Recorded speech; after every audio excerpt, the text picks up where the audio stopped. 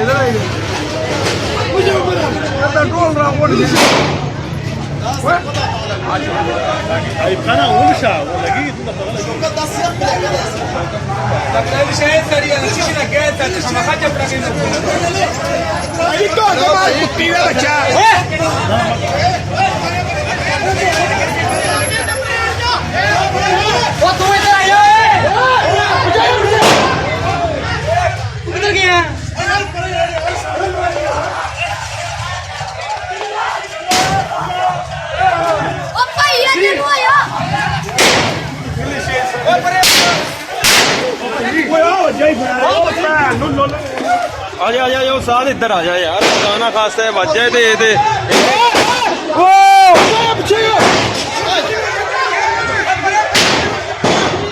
लग गया गोलियां